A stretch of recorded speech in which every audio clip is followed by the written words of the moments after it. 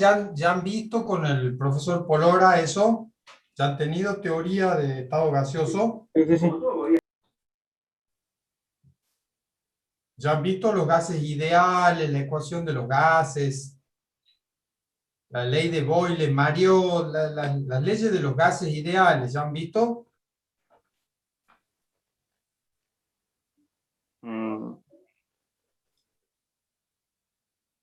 Bueno, de todos modos, yo le voy a dar ahora una teoría mínima y le voy a ir resolviendo algunos problemitas. Pero no sé, supongo que algo ya han comenzado a ver o no vieron todavía estado gaseoso.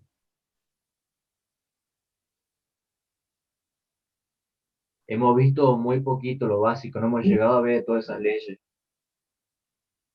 Bueno, bueno, ahora vamos a comenzar entonces y yo le voy a dar una teoría mínima, en realidad no es la teoría el profesor tiene 3 horas para desarrollar la teoría, yo le voy a dar una teoría mínima como para que ustedes puedan hacer los problemas. Y van a ir relacionando eh, todo el tema, lo van a ir comprendiendo, digamos, a la medida que vamos resolviendo. Después le voy a subir el material y mañana o pasado ya le voy a poner un práctico que va a tener problemas muy parecidos a los que vamos a resolver ahora en la clase. Lo que me extraña es que son poquitos, son 30, no sé por qué son tan poquitos. Bueno, comencemos entonces. A ver, ahí está, estado gaseoso.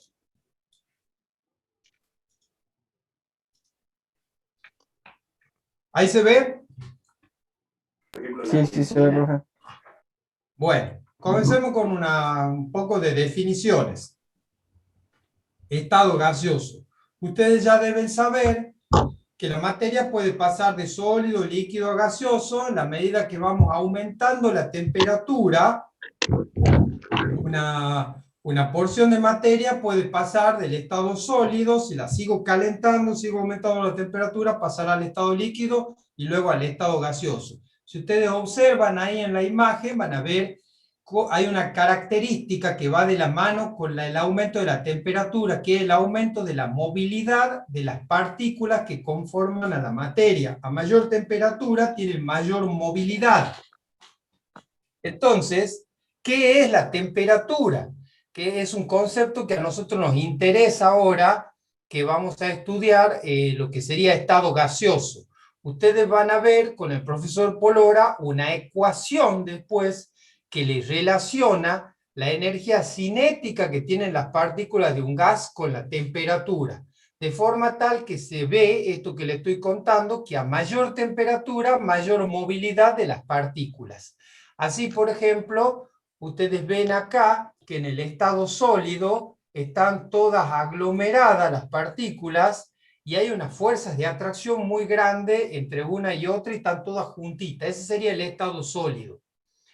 Luego, si yo le doy más temperatura al cuerpo, las partículas se van a empezar a mover, van a empezar a vibrar con mayor amplitud hasta que logran vencer las fuerzas de atracción y pasan a un estado de mayor libertad, que es el estado líquido, donde ya tienen mayor libertad. Y por último, si sigo aumentando la temperatura, las partículas se energizan más y alcanzan un estado de máxima libertad, digamos, movilidad, que sería la del estado gaseoso. Entonces, ¿qué es la temperatura? Es una medida del grado promedio de agitación de las partículas que forman el cuerpo, ya sea en estado sólido, líquido o gaseoso. Mayor temperatura, mayor movilidad, mayor energía cinética de estas partículas.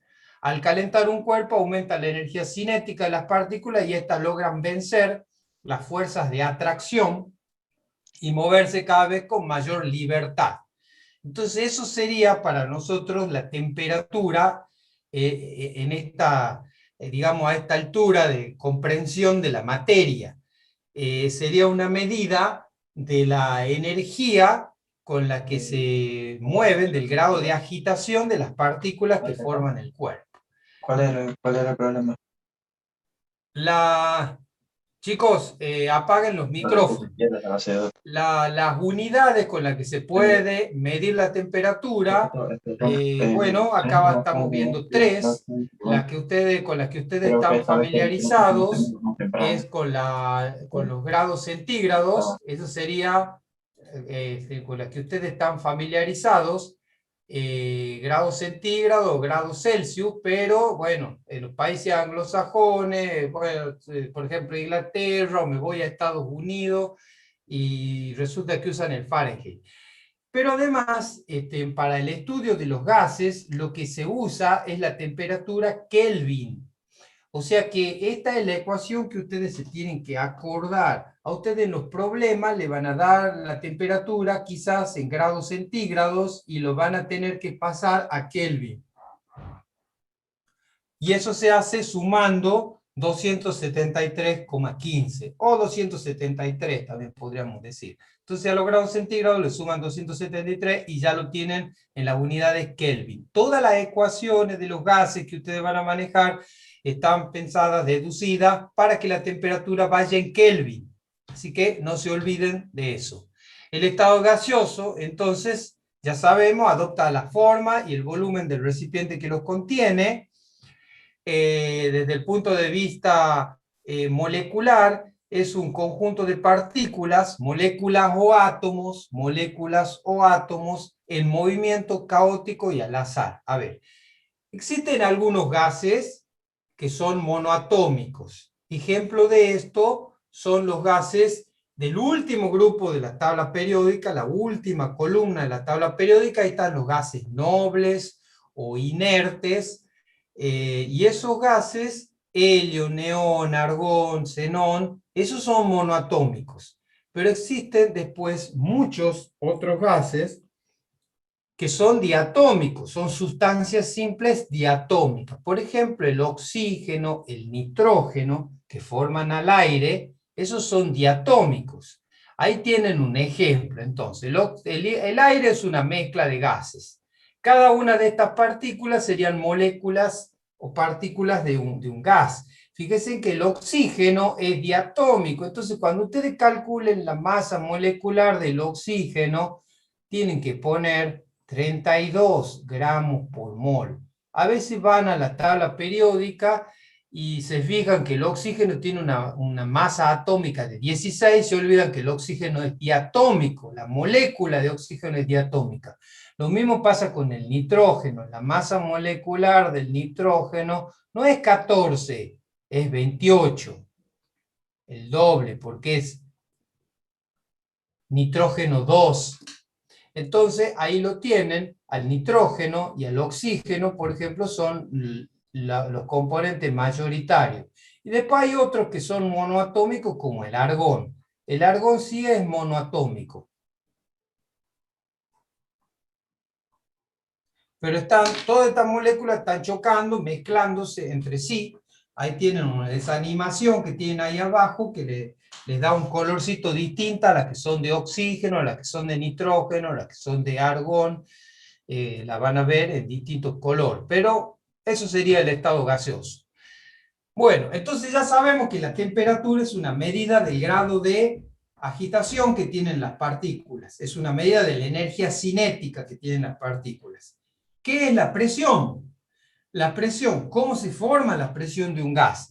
La presión de un gas se debe al choque de las partículas con las paredes del recipiente. Cuando chocan, producen una fuerza de empuje con las paredes del recipiente.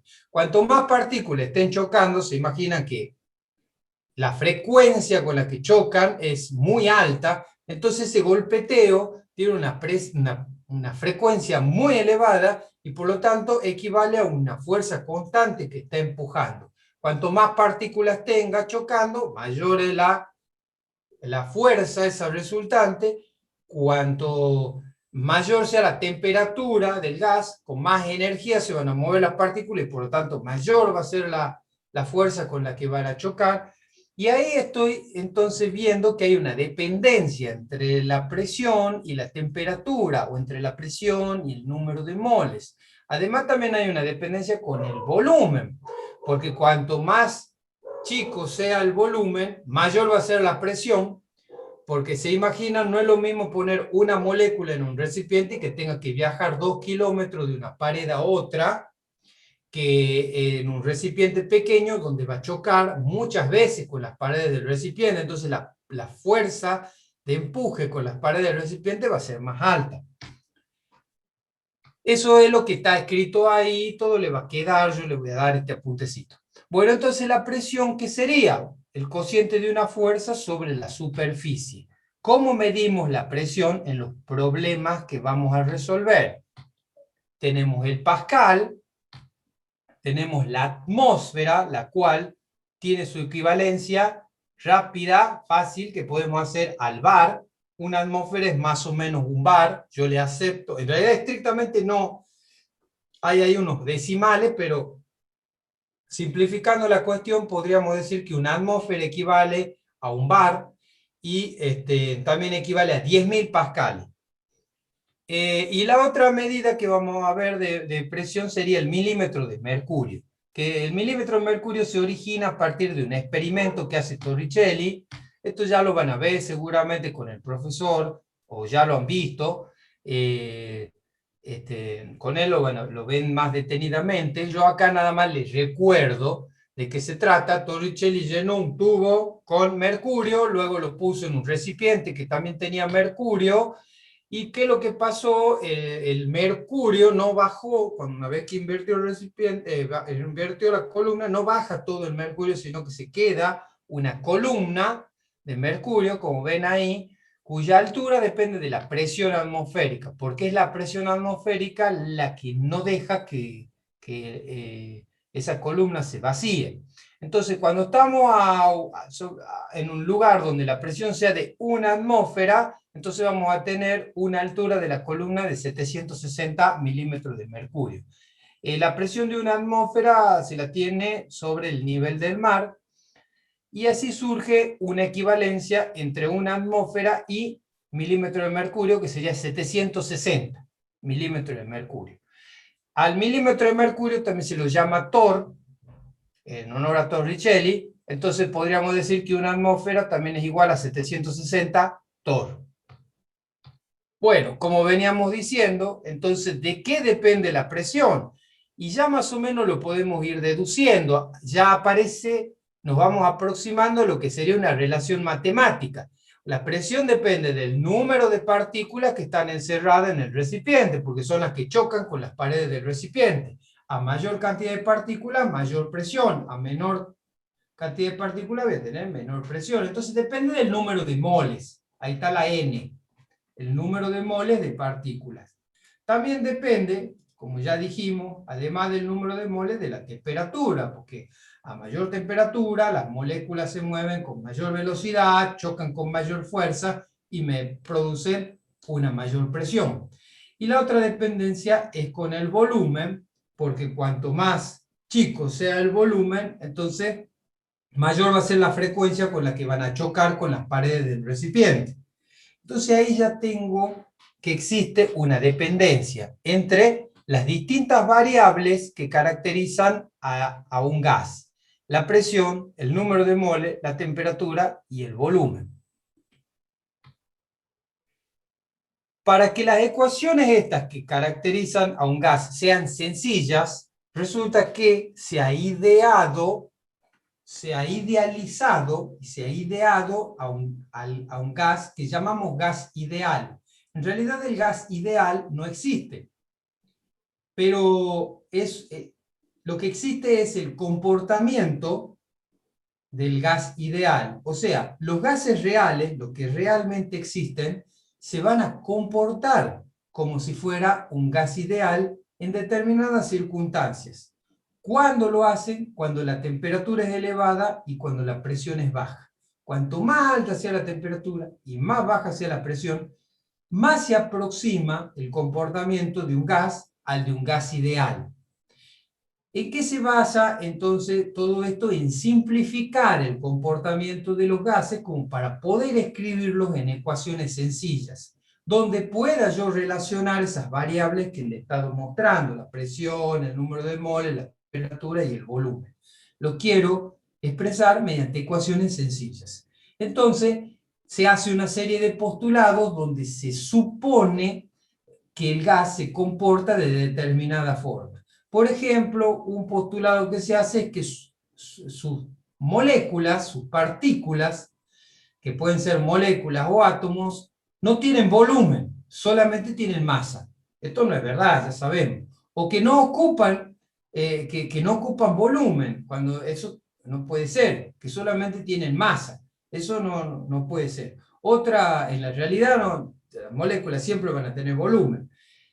Otra hipótesis simplificatoria que me permite escribir después ecuaciones sencillas es suponer que no hay fuerzas de atracción entre las moléculas o las partículas de un gas. Esto tampoco es verdad, siempre hay fuerzas de atracción. Bueno, ahí van a poder ver, esto es de la teoría, yo se lo voy a dejar lo mismo en el apunte, pero ahí van a poder ver, son una serie de hipótesis que simplifican el comportamiento de un gas, como para poder escribir ecuaciones sencillas entre las 4 variables de las cuales venimos hablando: volumen, presión, temperatura y número de moles. Como ya vamos llegando a esas ecuaciones sencillas de los gases ideales, vamos a hablar de las unidades. El volumen lo pueden usar en las unidades que ustedes quieran. Puede ser litro, metros cúbicos, pies cúbicos. Generalmente lo usan en litro. La presión también la pueden usar en las unidades que ustedes quieran. Ya hemos visto cuáles son las unidades que típicamente se usan. Ustedes generalmente usan atmósfera, la primera que tienen puesta ahí, pero tienen la equivalencia de las otras. Pero la temperatura sí o sí tiene que estar en Kelvin. Así que si le dan en los problemas la temperatura en grados centígrados, la pasan a Kelvin sumándole 273. Y el número de moles lo van a expresar en moles. De acá, lo que sí tienen que tener en cuenta es que a veces no le dan el número de moles de gas, le dan la masa del gas. O sea, le dicen, tengo 100 gramos de gas encerrado en un recipiente, o 200 gramos de un gas encerrado en un recipiente. O sea, no le dan el número de moles. Entonces, ¿cómo hacen ustedes? A la masa esa que le están diciendo que tienen encerrada, la van a dividir en la masa molecular. Y ahí es donde no tienen que equivocarse. Si su gas es oxígeno, la masa molecular es 32, no es 16. Lo que ustedes van a escribir acá en masa molecular para el oxígeno va a ser 32. La masa atómica, cuando yo voy a la tabla periódica, veo que la masa atómica del oxígeno es 16. Pero ¿qué pasa? El oxígeno es así, o 2. Entonces, la masa molecular del oxígeno va a ser 2 veces la masa atómica del oxígeno. Como la masa atómica del oxígeno es 16, esto va a ser 2 por 16, o sea, 32 gramos por mol. Si ustedes ponen 16, es goma. No así con el argón, o con el xenón, o el neón. Todo eso son los gases nobles, que están al último en la tabla periódica. Esos sí son monoatómicos. Ahí sí, las partículas del gas son átomos. Pero en el oxígeno, en el nitrógeno, en el hidrógeno, todo eso son diatómicos. La mayoría de los gases que son sustancias simples son diatómicos. Bueno, relacionando esas 4 variables, entonces van a aparecer unas ecuaciones. Por un lado tienen las ecuaciones de los gases reales, que son más complejas matemáticamente, y por otro lado están las de los gases ideales, que es las primeras que vamos a ver. Las ecuaciones de los gases ideales se llaman leyes de los gases ideales, y son las que vamos a comenzar viendo ahora. En los problemas, ustedes van a tener un tipo de problema donde el gas se encuentra en un estado. Obviamente, el estado no es el estado de agregación, sólido, líquido, gaseoso, porque es un gas. O sea, ya sabemos que está en estado gaseoso. Cuando yo hablo de estado del gas, me refiero a estado termodinámico, que se va a definir con las 4 variables esas de las cuales venimos hablando: temperatura, presión, volumen, número de moles. Entonces, si del gas cambia alguna de ellas, o 2 de ellas, o todas, entonces habrá cambiado el estado termodinámico. Si en ese cambio se mantuvo constante la temperatura, entonces ese proceso de cambio se llama isotérmico, que es cuando se mantiene la temperatura constante. ¿Ven? Acá dice, se mantiene constante la temperatura. Y bueno, y el número de moles. Si lo que se mantiene constante es la presión, entonces el proceso se llama isobárico. Y si lo que se mantiene constante es el volumen, entonces el proceso se llama isocórico. ¿Cuáles son las ecuaciones? Fíjense en que de 4 variables, si yo dejo constante 2, entonces me queda una expresión matemática que me relaciona 2 variables nada más. Entonces puedo poner una en función de la otra. O puedo en una ecuación despejar una conociendo la otra. O sea que se simplifica mucho la cuestión. Por eso vamos a ver, para los procesos isotérmicos, vamos a ver la ley de Boyle-Mariotte, que es esa que está escrita ahí: P1 por V1 igual a P2 por V2. O sea, la presión 1 por el volumen 1 va a ser igual a la presión 2 por el volumen 2. Y la temperatura y el número de moles se mantuvieron constantes. Entonces me relaciona nada más las 2 variables que han cambiado, presión y volumen. Si se mantiene constante la presión, entonces ahí está la primera ley de Charles Gay-Lussac, que tiene esta forma: B1 sobre T1 igual a B2 sobre T2. Y si se mantiene constante el volumen, entonces tenemos la segunda ley de Charles, que me dice que la presión 1 sobre la temperatura 1 igual a la presión 2 sobre la temperatura 2. Y por último está el caso en el que se mantiene constante temperatura y presión, o sea, temperatura y presión la mantengo constante, y la ley de Avogadro, que es la última que estamos viendo, me establece una relación entre el volumen y el número de moles. O sea, si aumenta el número de moles, va a aumentar el volumen del gas en donde están esas partículas, esos moles de partículas dando vueltas, moviéndose. Entonces eso es lo que me dice la ley de Avogadro. Vamos a verla en más detalle para comenzar con los problemas. A presión y temperatura constante, o sea, presión y temperatura se mantiene constante, el volumen de un gas es directamente proporcional a la cantidad de materia, o sea, el número de moles. Lo que me está diciendo que hay una relación directa. Si aumenta el número de moles, aumenta el volumen. Si baja el número de moles, baja el volumen. Siempre manteniendo constante temperatura y presión, ¿no? Ahí está, entonces, ahí está dibujado. Ven que sería una recta. Si el número de moles aumenta, aumenta el volumen. Entonces, aplicando la ecuación de la ley de Avogadro, que es cuando se mantiene constante temperatura y presión, puedo resolver los problemas. A ver, vamos a ver el ejemplo 1. Este es el primer ejercicio. A 200 grados centígrados y 5 atmósferas, o sea, ya me está dando la temperatura y presión que se va a mantener constante. El volumen de 38,7 moles de oxígeno gaseoso es 300 litros.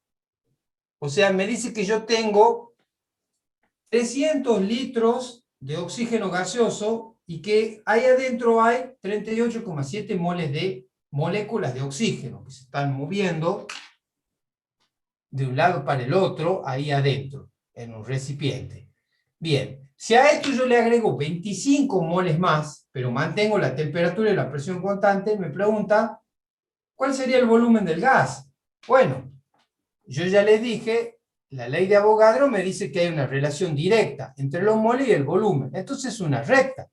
Yo estoy en el estado 1, donde 38,8 moles de oxígeno, de molécula de oxígeno, ocupan un volumen de 300 litros. Y me voy al estado 2, agregando moles de oxígeno. Entonces voy a tener, después que agregue los moles de oxígeno, eso que me dice ahí, 25 litros, que se suman a los 38,7, voy a tener 63,7 moles de oxígeno. Y eso me va a dar un volumen. Me pregunta cuál es el volumen nuevo que voy a tener. Entonces aplico la ley de Avogadro, que me dice que volumen 1 sobre el número de mole 1 es igual a volumen 2 sobre el número de mole 2. Reemplazo los valores que yo tengo del estado 1, o sea, 300 litros, 38,7 moles, el número de moles finales, que es 38,7 más 25, y eso me va a permitir despejar el volumen 2, que como vemos es más grande. Sería 463,8 litros. Vamos a ver la ley de Boyle-Mariotte. La ley de Boyle-Mariotte establece una relación inversa entre la presión y el volumen. O sea que si la presión aumenta, el volumen disminuye. Si la presión disminuye, el volumen aumenta. Eso sería una relación inversa. Y es lo que me escribe matemáticamente acá la ley. ¿Ven? Presión está acá arriba, volumen está acá abajo. Sería una relación inversa. Eso me permite escribir la ecuación que ustedes tienen ahí en la tabla, esa que le he dado, que dice que P1 por V1 igual a P2 por V2. Veamos. Una muestra de un gas a 200 grados centígrados presenta una presión de 2,8 atmósferas y un volumen de 15,9 litros. Ese sería el estado 1, el estado inicial, que sería el que está representado acá, donde yo tengo un volumen de 15,9 litros y una presión de 2,8 atmósferas. Luego me dice que se va a mover a temperatura constante, o sea que la temperatura es igual a 200 grados centígrados, igual a constante, se mantiene constante, y me voy a ir a un estado 2. Lo voy a hacer sobre esta curva que sería la que corresponde a la transformación isotérmica, una hipérbola.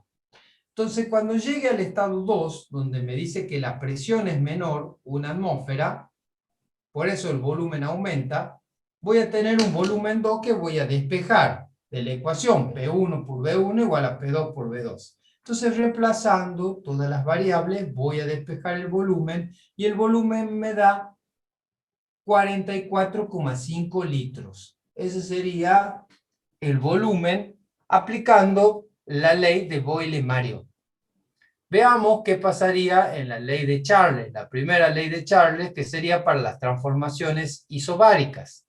Como ya dijimos, esto establece una relación directa entre el volumen y la temperatura, o sea que si la temperatura aumenta, el volumen aumenta, si la temperatura disminuye, el volumen disminuye. Las dos variables se mueven juntitas, no como hace rato que cuando aumentaba una, la otra tenía que bajar.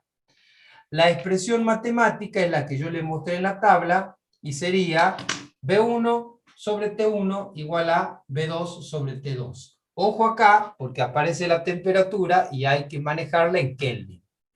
Veamos el problema 3. Un gas a una presión de 560 milímetros de mercurio se encuentra a una temperatura de 69 grados y ocupa un volumen de 23 centímetros cúbicos. ¿Qué volumen ocupará el gas a una temperatura de 13 grados? O sea, me estoy yendo a otro estado termodinámico. Veamos cómo se grafica esto. Yo estoy en este estado termodinámico que sería el representado por un volumen de 23 centímetros cúbicos y una temperatura que el problema decía 69 grados centígrados, pero pasado a Kelvin es 342 Kelvin. O sea, ¿qué hice acá yo?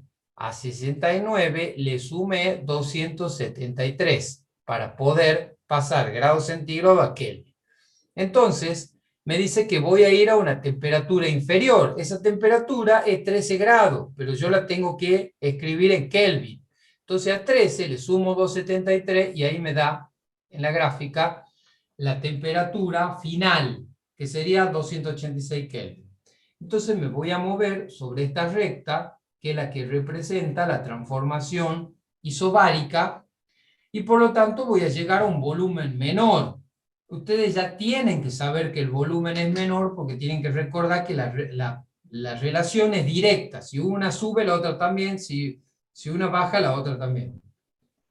Entonces, usando la primera ley de Charles, que es la que está escrita acá, y reemplazando todas las variables, voy a poder despejar el volumen, que me da 19,23 centímetros cúbicos. Como verán, es un volumen menor, debido a que la temperatura es menor, ha disminuido. Bueno, acá está la segunda ley de Charles, que es de las transformaciones isocóricas, o sea, volumen constante. Si el volumen se mantiene constante, voy a tener una relación también directa entre la presión y la temperatura. O sea que se vuelven a mover juntas esas variables. Si temperatura aumenta, presión también aumenta. Si presión baja, temperatura baja. Se mueven juntas, es una recta, la dependencia matemática, y la expresión para esta ley es la que ustedes ven ahí, P1 sobre T1 igual a P2 sobre T2. Veamos un problema. Una cierta cantidad de un gas se encuentra a una presión de 790 milímetros de mercurio cuando la temperatura es de 298 Kelvin. Determine la presión que alcanzará si la temperatura sube hasta 473 Kelvin, manteniendo el volumen constante. O sea, ya me está diciendo que la transformación es isocórica, por lo tanto, yo tendría que aplicar la ley que corresponde a la segunda ley de Charles, que sería para transformaciones a volumen constante. A ver, ¿cómo sería la representación de matemática de esto? Yo estoy en el estado 1, donde ya me dicen que la temperatura es 298 Kelvin y la presión es 790 milímetros de mercurio. Y me voy a ir a una temperatura mayor, por lo tanto, evidentemente la presión va a ser mayor. Eso es lo que ustedes tienen que intuir antes de hacer los cálculos. Tienen que saber cómo se comporta. Entonces, si la dependencia es directa, la única que tiene dependencia inversa es la de Boyle, la de los procesos isotérmicos. Después la otra tiene dependencia directa. Entonces, si aumenta la temperatura, va a aumentar la presión. Tengo que esperar a obtener un valor mayor. Si tengo un valor menor, tengo que revisar las cuentas porque he metido la pata. Entonces, reemplazando los valores, la presión 1, la temperatura 1 y la temperatura 2, voy a despejar la presión 2, que es lo que me está preguntando. Así de simples son estas ecuaciones. Vamos a pasar ahora, si no hay ninguna pregunta, ¿hay alguna pregunta? Si no, voy a pasar a la segunda parte. ¿Hay alguna pregunta, chicos?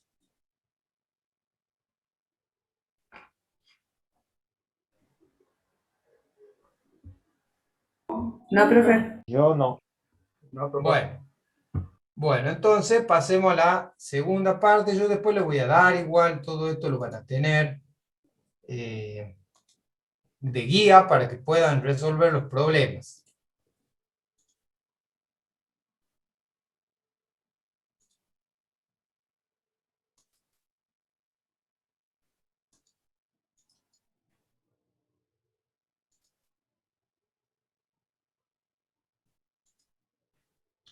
Bueno, ahí está. ¿Se ve ahí, verdad?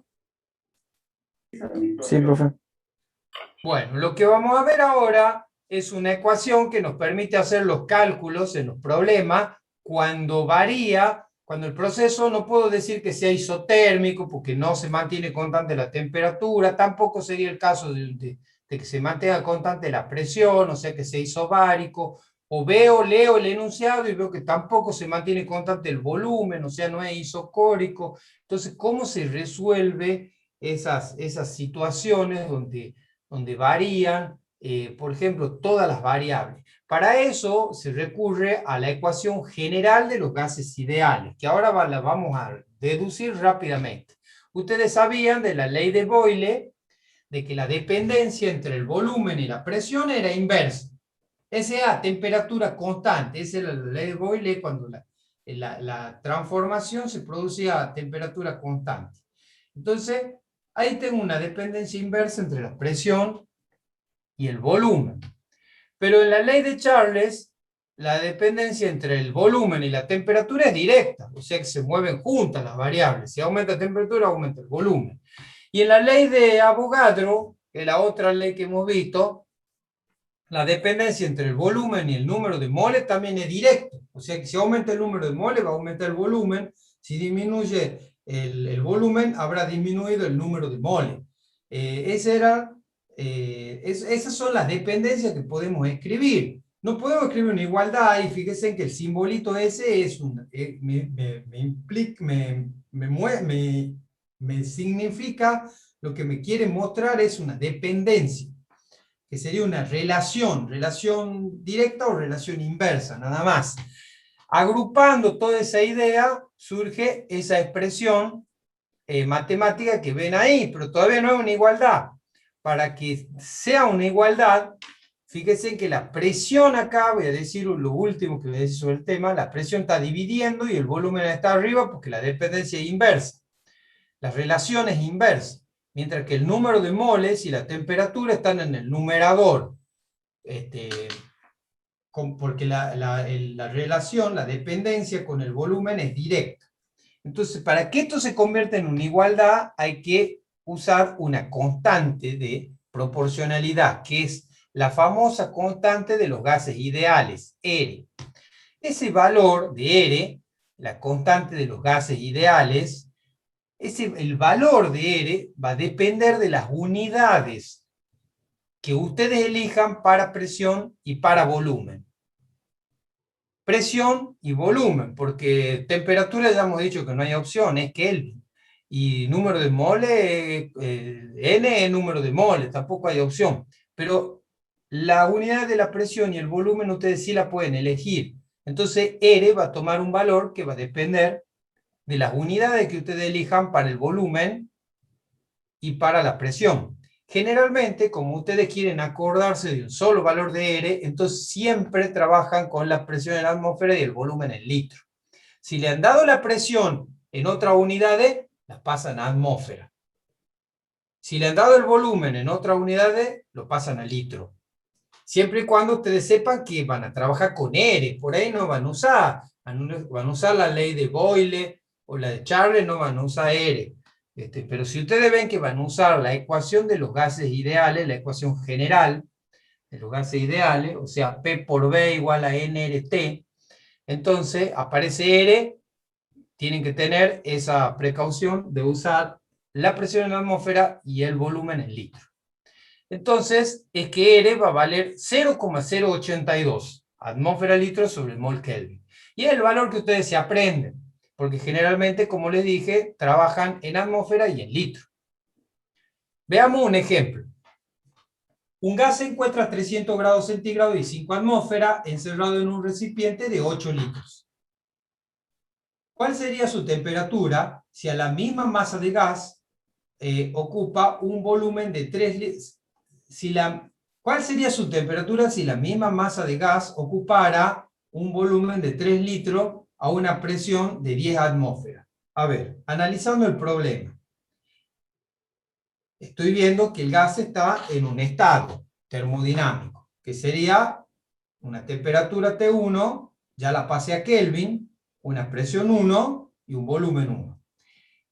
Y me voy a ir a otro estado termodinámico, problema clásico de cambio de estado termodinámico del gas. ¿El proceso es isotérmico? Pregunto, ¿el proceso es isotérmico?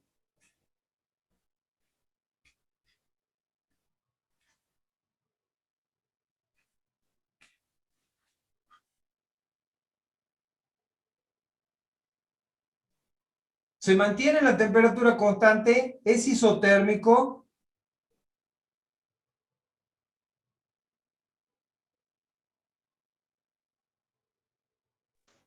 Fíjense que le pregunta cuál sería su temperatura.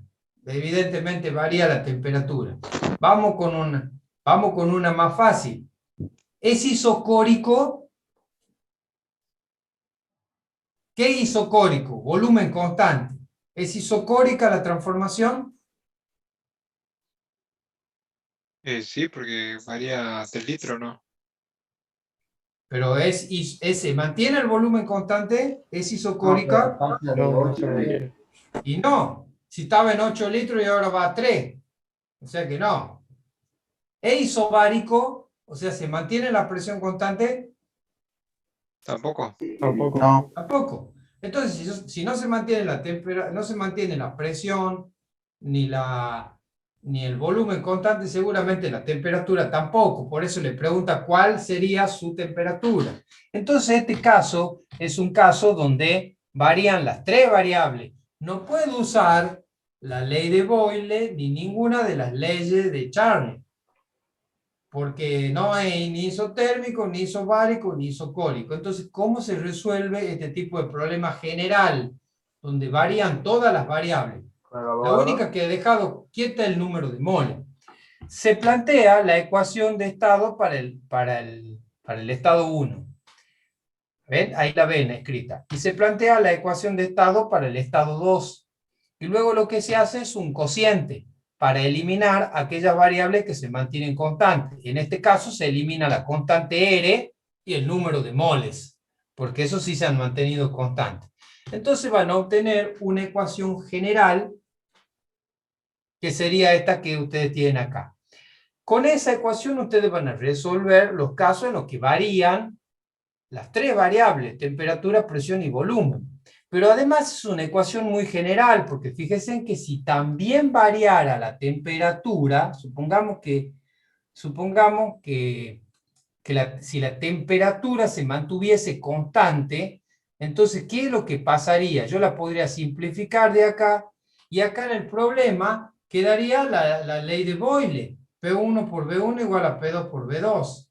Lo mismo pasaría si el volumen se mantuviese constante. Yo lo simplificaría por estar en los dos lados, el mismo valor, y me quedaría una de las leyes de Charles, cuando el volumen se mantiene constante, que sería P1 sobre T1 igual a P2 sobre T2. O sea que con esta ecuación ustedes tienen implícitamente todos los otros casos. O sea que no hace falta que se acuerden las ecuaciones anteriores, sino que pueden escribir esta ecuación general y luego simplificar aquellos que se mantiene constante. Si se mantuviese constante la presión, entonces terminarían simplificando acá la presión 1 y la presión 2 porque es la misma, y le quedaría la ley de Charles, que sería cuando la presión se mantiene constante, V1 sobre T1 igual a V2 sobre T2. O sea que esta ecuación, manejando estas cuestiones de la práctica, estos truquitos, recetitas de los problemas, en esa ecuación le permite recordar todas las otras leyes que habíamos visto con anterioridad. Bueno, entonces, ¿cómo resolvemos el problema en cuestión? Y bueno, si me da todos los datos para el estado 1, me da la presión, me da el volumen y me da la temperatura, lo único que tuve que hacer es pasar los 300 grados a Kelvin, sumándole 273. Y me pide que le calcule la temperatura en el estado 2. Entonces, reemplazo el valor de la presión y reemplazo el valor del volumen, que sí me lo han dado de dato, y por lo tanto despejo la temperatura 2. Lo que sí les voy a hacer notar es que, obviamente, la presión tiene que estar en las mismas unidades de los dos lados de la ecuación. Si uso atmósfera de un lado, tengo que usar atmósfera del otro lado.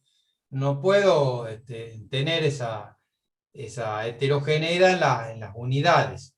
Lo mismo con el volumen. Si he usado litro de un lado, tengo que usar litro del otro lado. O sea que lo tendré que pasar a litro si es que no me lo han dado en litro.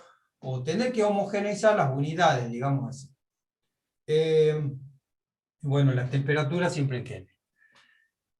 Bueno, otro tipo de problema es aquel en el que no voy a tener cambio de estado termodinámico. O sea, el gas no cambia su estado termodinámico. O sea, ¿qué quiere decir esto? No está cambiando ni su volumen, ni su temperatura, ni el número de moles, ni la presión. Pero el problema me pide que calcule alguna característica del gas, como por ejemplo la masa molecular. o me pide que calcule la densidad. Entonces lo que tendré que hacer es usar la ecuación de los gases ideales, la ecuación que han visto recién, para poder calcular estas variables que me están pidiendo que calcule del gas. Ese es otro tipo de problema, porque ahí no hay cambio de estado termodinámico. No me tengo que fijar si el proceso es isotérmico, isobárico, porque no hay nada de eso. Entonces, en este caso, supongamos que me piden que calcule la densidad del gas. ¿Qué es la densidad del gas? Bueno, la densidad se define como la masa dividida en el volumen. O sea, la densidad del gas sería la masa que yo tengo encerrada de gas acá, en el recipiente, dividida en el volumen que está ocupando el gas en ese momento. La masa va a ser una masa M, que me la va a decir el problema. O sea, el problema me va a decir, tengo 100 gramos de un gas, tengo 200 gramos de un gas, tengo 500 gramos de un gas. No hay que confundirlo con la masa molecular, que eso es una constante del gas, o sea, una característica propia del gas. La masa molecular no es lo mismo que la masa de gas que yo pueda tener contenido en el recipiente. Entonces, dividiendo la masa en el volumen, yo voy a tener la densidad del gas. Como ustedes usan la masa, generalmente va a salir en gramos. ¿Por qué? Porque la masa molecular es gramos por mol. Entonces, la masa que yo tengo de gas también va a estar en gramos. Y el volumen va a estar en litro, porque generalmente ustedes usan el litro como unidad de volumen, porque quieren usar el R, ese que yo les he mostrado, que se usa cuando el volumen está en litro y la presión está en atmósfera. Entonces, la densidad, ¿en qué unidades sale? En gramos sobre litro, no se olviden. Gramos sobre litro serían las unidades de la densidad. Bueno, manipulando esta ecuación, la ecuación de los gases, la ecuación general de los gases ideales, P por V igual a nRT, operando esa ecuación, ustedes saben que el número de moles sería la masa que tengo de gas dividido en la masa molecular. Entonces, reemplazando esa expresión en la ecuación de los gases ideales, tengo la expresión que tienen ahí abajo, y acomodándola mejor aparece el cociente. Masa del gas dividido en el volumen del gas. Entonces, ahí tengo la densidad. Si yo despejo la densidad de esa expresión, voy a tener una ecuación que me permite calcular la densidad del gas, que sería la presión del gas por la masa molecular del gas. Ojo, esa masa molecular no es la masa M minúscula, que el problema me va a decir cuánto es. Yo puedo tener encerrada cualquier cantidad, cualquier masa de gas encerrada, pero la masa molecular es una masa que corresponde a un mol de moléculas del gas y se la calcula con la fórmula molecular. Bueno, así se calcularía entonces la densidad del gas. Y la masa molecular del gas, yo la podría también despejar y calcular con la ecuación que ustedes tienen ahí. Esas dos ecuacioncitas se usan para determinar o para calcular la densidad de un gas ideal y la masa molecular del gas. Veamos un problema. A una temperatura de 15 grados y a una presión de 1 atmósfera, el aire tiene una densidad de 1,23 gramos por litro. 1,23 gramos por litro, la densidad del aire. ¿Qué quiere decir? Que si yo tengo un volumen de aire de 1 litro, ahí adentro de ese volumen voy a tener una masa de 1,23 gramos. Esa sería la densidad del gas. Dice, determinar si asciende un globo inflado con gas cloro a la misma temperatura y presión de 3 atmósferas. O sea, el gas cloro va a estar a la misma temperatura del aire, o sea, 15 grados, pero la presión va a ser 3 atmósferas, porque adentro del globo va a estar a una presión que va a ser mayor que la presión atmosférica. O sea, 3 atmósferas. Entonces, ¿cómo me doy cuenta yo si el globo inflado con este gas, cuando yo lo suelte, sube o baja? ¿Cómo me doy cuenta? Bueno, tengo que calcular la densidad del gas cloro. Y ahí voy a poder saber si este globo puede ascender o o no. La densidad tiene que ser menor. Para que ascienda, sí, tiene que ser menor. Si me da igual a la del aire, entonces lo voy a dejar al globo ahí y el globo se va a tender a quedarse quieto ahí. Solamente puede bajar como consecuencia de que la goma con la que está hecho el globo tenga una densidad mayor que la del aire.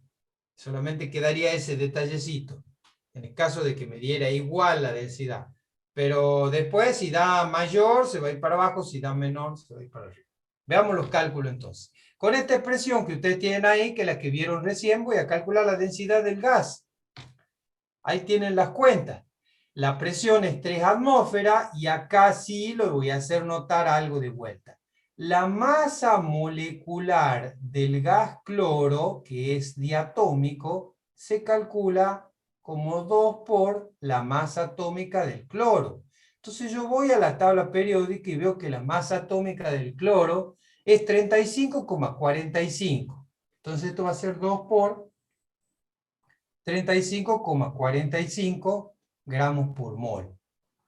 Y esto me da aproximadamente 71 gramos por mol, redondeando. ¿Qué es lo que pasa muchas veces en los problemas? Ustedes se olvidan o no saben que el cloro es diatómico. Todos los gases de sustancia simple, la mayoría de los gases de sustancias simples son diatómicos, salvo el ozono y los gases nobles. Entonces se olvidan o ni siquiera dudan, porque si dudaran por ahí podrían preguntar. Entonces ponen masa molecular 35,45 en vez de 71. Y bueno, todo el problema queda mal hecho, porque es un problema muy sencillo y si ustedes se equivocan en esa cuestión de la masa molecular ya sale mal. Bueno, dividido esto en R, que sería el valor que ustedes ya conocen, el valor de R es el que van a usar siempre porque van a trabajar con la presión en atmósfera y el volumen en litro. Y dividido en la temperatura, que por supuesto tiene que estar en Kelvin. Eso es otro dato importante, esto en Kelvin. Entonces, calculando, me da que la densidad sale 9 gramos por litro. O sea que un litro de gas cloro, supongamos este volumen, un litro de gas cloro, tiene una masa adentro de 9 gramos. Por lo tanto, si yo lo suelto al globo, se va a ir para abajo. ¿Por qué? Porque la densidad del aire es de 1,23 gramos por litro. Entonces es más denso que el aire. Si es más denso que el aire, entonces no va a poder flotar, se va a ir para abajo. Entonces no me sirve el negocio de llenar globos con gas cloro e ir a venderlo al parque. Además que si se pincha va a salir un gas que es tóxico, como el cloro. Bueno. ¿El 0,082 es constante siempre, mismo valor? Sí, esa es la constante de los gases. Esa yo se la mostré como la constante de los gases ideales. Así que en ese valor va a ser siempre el mismo, obviamente usando la presión en atmósfera y el volumen en litros. Si ustedes cambian y quieren usar el R en otras unidades, lo pueden hacer.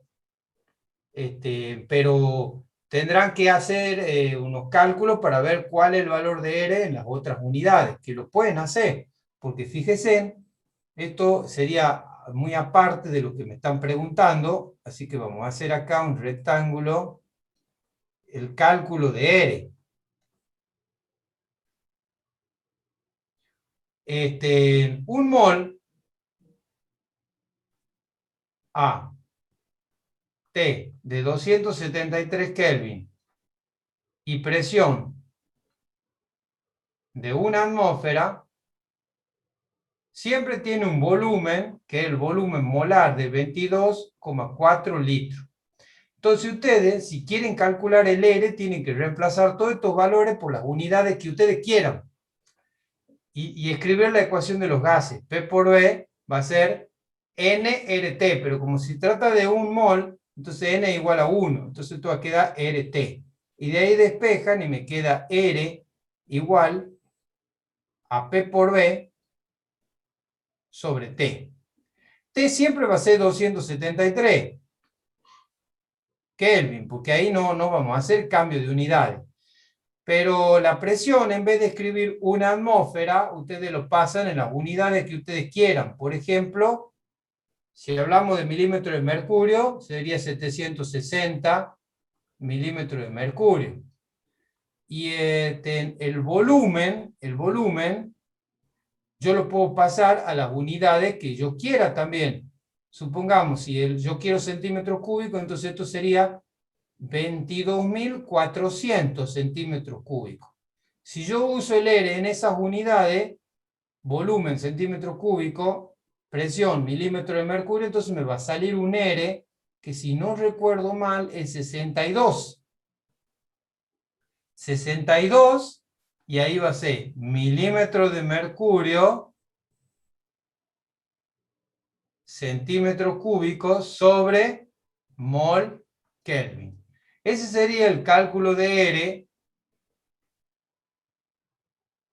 para otras unidades. Y bueno, y si quiero, en vez de centímetros cúbicos, quiero usar metros cúbicos, bueno, el 22,4 litros lo tendré que pasar a metros cúbicos.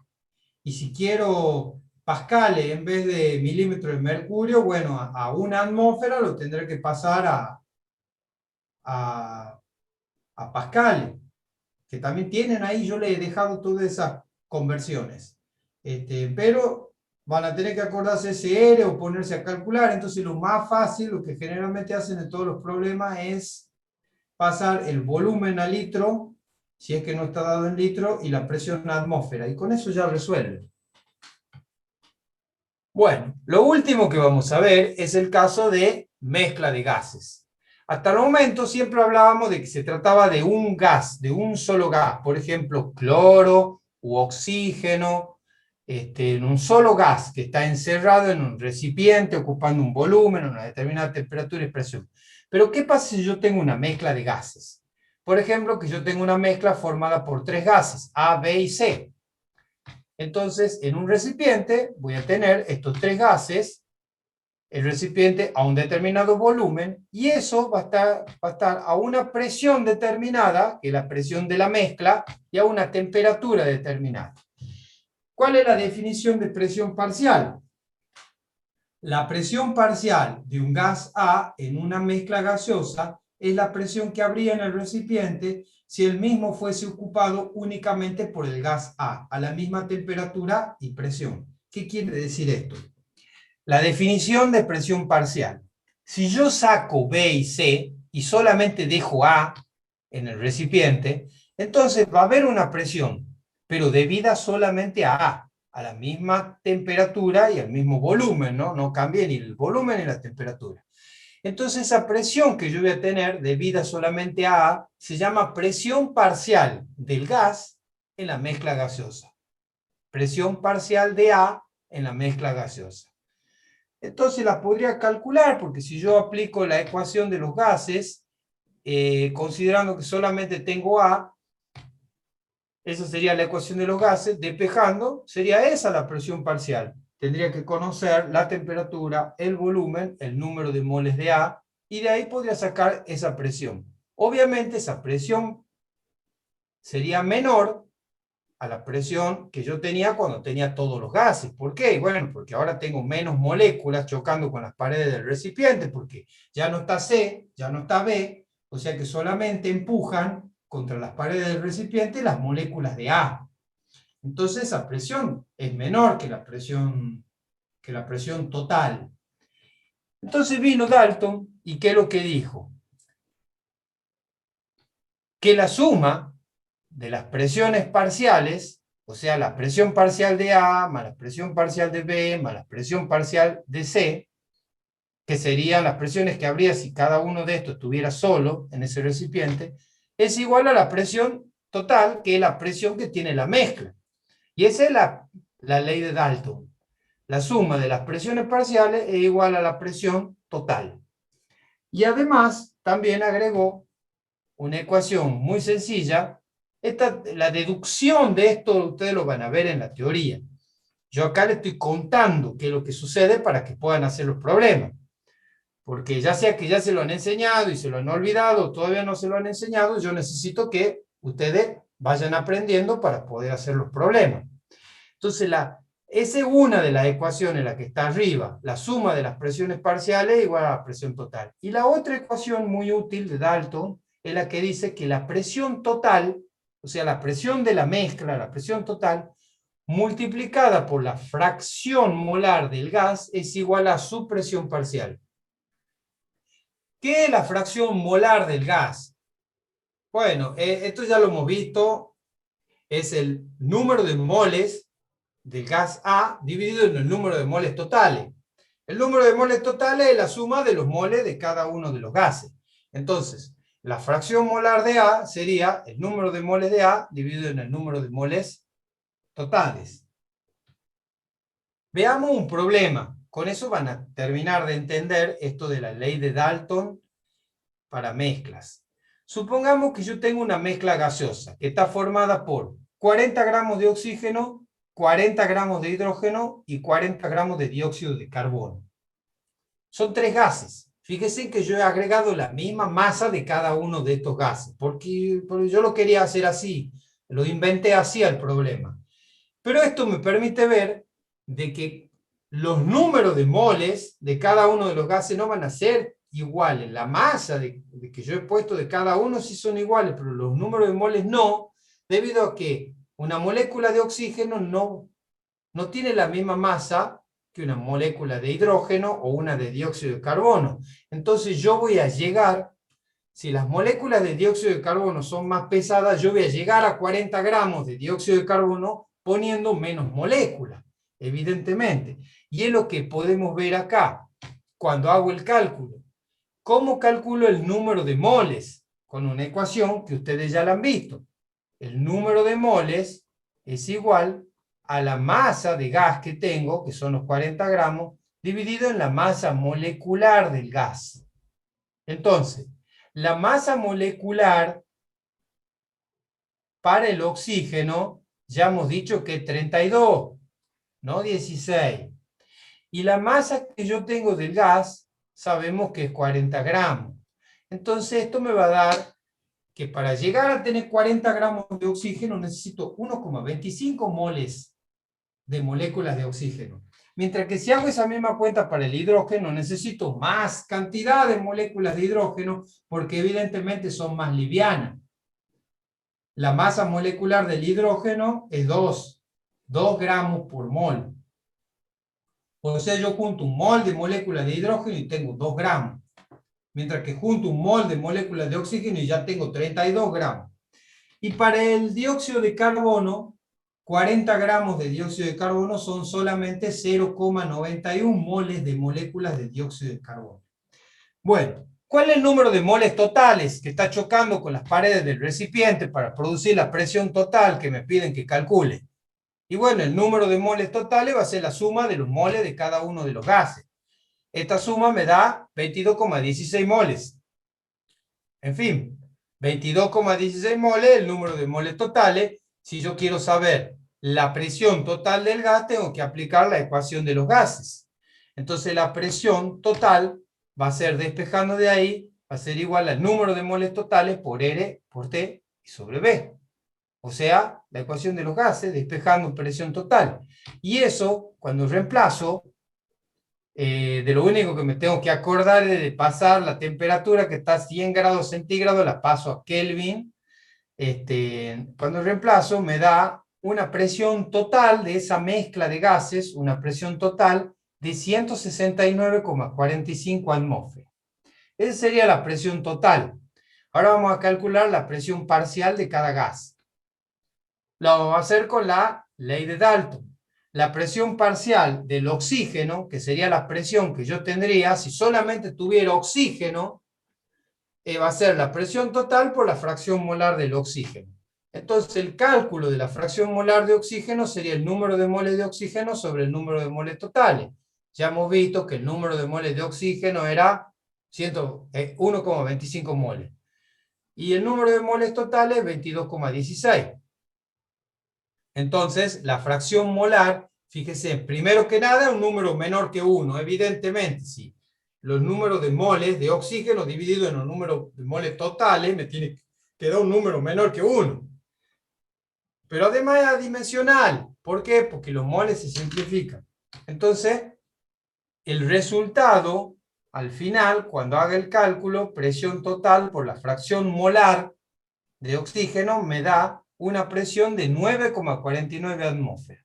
O sea, cuando yo tenía las moléculas de todos los gases de la mezcla gaseosa total chocando con las paredes del recipiente, yo tenía una presión de 169,45 atmósferas.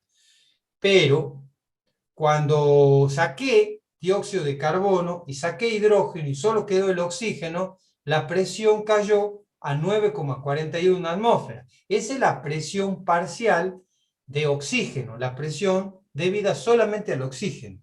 Puedo repetir el cálculo para el caso del hidrógeno. Presión parcial del hidrógeno sería la presión total por la fracción molar del hidrógeno.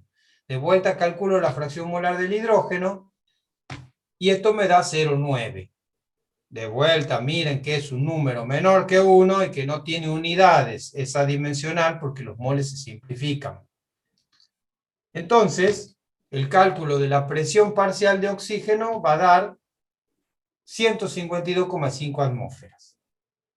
Por último, podría repetir el cálculo haciéndolo exactamente igual para el dióxido de carbono. Pero voy a hacerlo de otra forma para que vean que hay otro camino también. La ley de Dalton me dice que la suma de las presiones parciales es igual a la presión total. Tengo todo. Tengo la presión total y tengo las presiones parciales del oxígeno y del hidrógeno. Entonces despejo la del dióxido de carbono. Me tiene que dar el mismo número. Efectivamente, me da el mismo resultado que hace rato. Si quieren, espiemos rápidamente. Para el hidrógeno, para el dióxido de carbono me da 7,46 usando la ley de Dalton. Ah, no, lo tengo acá. Ahí está. Sería 7,46 usando la ley de Dalton. Lo único que sí hice distinto, no calculé la fracción molar como la venía calculando, sino que acá aplico algo que yo ya les venía contando. La suma de las fracciones molares tiene que dar 1. Tiene que dar el entero. La suma de las fracciones tiene que dar el entero. Entonces, calculé la fracción molar del dióxido de carbono despejando de la suma de las fracciones molares, porque sé que tiene que dar 1. Entonces, una vez que la tengo a la fracción molar, aplico la ley de Dalton y obtengo de vuelta la misma presión parcial que hace rato. Bueno, por último, y ya con esto nos vamos despidiendo, ustedes saben que existen las 4 variables que intervienen en las ecuaciones de los gases. También hemos visto que pueden usarse cualquier unidad para estas variables, salvo para la temperatura que tiene que ser en Kelvin. Bueno, de acá, de hacer la relación de estas variables, surgen las ecuaciones de los gases. Ustedes tienen las ecuaciones para los gases reales, que son mucho más complicadas que las que han estado viendo, que son ecuaciones más sencillas, que son para los gases cuando se comportan idealmente. O sea, cumplen esa hipótesis que yo les mostré. Todo esto va a estar ahí en el Classroom para que la vuelvan a leer. Esas son las hipótesis del gas ideal. Cuando se cumplen, cuando un gas real se comporta como un ideal, mientras más alta sea la temperatura y más baja sea la presión. ¿En qué se basan básicamente estas ecuaciones? En los postulados que ustedes vieron sobre los gases ideales, de los cuales vamos a destacar 2. Los gases ideales se considera que las partículas no se ejercen fuerzas de atracción ni de repulsión entre ellas. O sea, eso no es verdad. En los gases reales hay fuerzas de atracción entre las partículas. Por más que estén muy distanciadas en el estado gaseoso, mucho más que en el estado líquido y en el sólido, lo mismo hay fuerzas de atracción. Y la otra hipótesis que influye sobre los gases ideales es que se considera que las moléculas, las partículas del gas, no ocupan volumen. Y esto tampoco es verdad. Las moléculas ocupan un volumen. Entonces, cuando yo considero la existencia de esos efectos y quiero escribir una ecuación para un gas real, la más sencilla de todas, que la deben haber visto en la teoría y si no ya la van a ver, es la de Van der Waals. Esa es la más sencilla de todas. Esa, ahí la tienen escrita. Ustedes van a identificar todas las variables que ya conocían, salvo dos nuevas, A y B. Esta que tienen acá, esta constante A, tiene en cuenta el efecto de atracción que existe, que sí existe entre las moléculas. Y esta otra que tienen acá, esta constante B, es el efecto del volumen de las moléculas. O sea, las moléculas tienen volumen, por lo tanto le queda menos volumen para deambular adentro del recipiente. Teniendo en cuenta esos efectos, es que se arma esa ecuación, que es la ecuación de Van der Waals. Pero esa ecuación tiene cierta complejidad. Si yo les pido que despejen el volumen de ahí, ustedes podrán ver que no es tan fácil. Si yo quiero despejar el volumen, conociendo todas las otras variables, no es tan fácil. Ese es el problema de las ecuaciones para gases reales. Son más complejas, más exactas, pero más complejas. No siempre se justifica esta complejidad, porque a veces podemos trabajar con las ecuaciones de los gases ideales perfectamente y sabemos que el resultado no va a tener un error grande. Entonces, si yo le pido que despejen el volumen es un problema. Si le pido que despejen el número de moles, también es complicado. No así si tienen que despejar la temperatura o si tienen que despejar la presión. Si yo le doy algún problema de esto, no se preocupen, le voy a pedir que despejen la temperatura o que despejen la presión. Pero antes de hacer el cálculo, lo que ustedes van a tener que hacer es ir a una tabla y fijarse cuánto vale A y B. Entonces, según el gas del que se trate, ustedes van a tener un determinado valor para A y para B. Y recién van a poder ir a la ecuación de Van der Waals con los valores que han sacado de esta tabla de A y B. Y de ahí van a despejar la temperatura o la presión.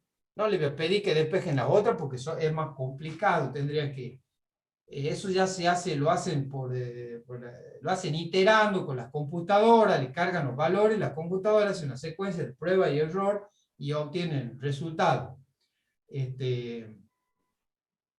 Lo puede hacer, ustedes saben que una computadora hace todo eso muy rápido, entonces hace nunca despeja en realidad la computadora tampoco, sino que hace pruebas y error, hasta que le coinciden todos los valores y entrega un resultado, y lo hace muy rápido. Ustedes no van a hacer ese tipo de cálculos iterativos, por cuanto mucho, capaz que encuentren uno o dos problemitas en el práctico, donde uno le pida que despeje la temperatura o la presión. Entonces no se olviden que los valores de A y B dependen del gas en cuestión, del gas del que se trate, y tienen que ir a la tableta y sacar los valores de A y B. Bueno, hasta acá nomás.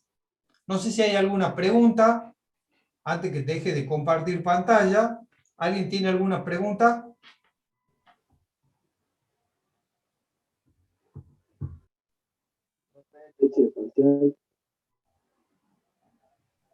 Profe, nada que ver con el tema, pero ¿ya tiene fecha para el parcial? No, todavía no hay fecha de parcial, pero a ver, el parcial de ustedes muy probablemente sea dentro de 2 semanas aproximadamente, y la recuperación sería después del receso. O sea, seguramente van a tener un par de clases más, 2 o 3 clases más, ya le voy a estar poniendo la fecha del parcial en el Classroom, pero calculen que van a tener clase el lunes que viene, el otro también, y probablemente ahí ya después de esos dos vendría el parcial. O sea, estamos hablando dentro de 21 días más o menos.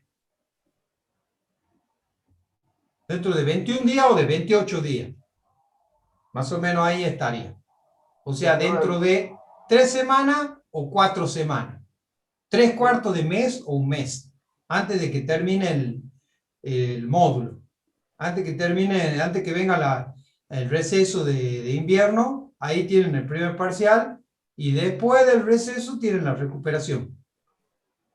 Y en el tema de los prácticos, ¿Qué sería el tema de los prácticos? o sea, digamos, de los Que que estamos entregando los ya, prácticos. de lo que Sí, ya he sí, sí, entregado. todos los prácticos tienen fecha. Creo que a todos les puse fecha, si no ya le voy a poner, si no le puse al último ya le voy a poner.